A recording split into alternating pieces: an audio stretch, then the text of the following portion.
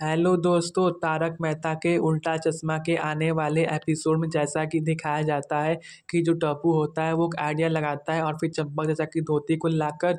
उससे रस्सी को बना देता है और फिर चंपक चाचा को कुर्सी पर बैठाकर उस रस्सी को कुर्सी से बांध देता है और फिर जो गोकुल धाम का कंपाउंड होता है उसमें 3-4 गद्दा बिछा देता है और फिर चंपक चाचा को धीरे धीरे बालकनी से नीचे छोड़ता है। तो फिर जो चंपक चाचा होते हैं वो आराम से गोकुल धाम के कंपाउंड में उतर जाते हैं और फिर जाकर सीधा अय्यर भाई की गाड़ी में बैठ जाते हैं और फिर अपने दोस्त से मिलने के लिए निकल लेते हैं। लेकिन बीच रास्ते में उन्हें ट्रैफिक पुलिस रोक लेती है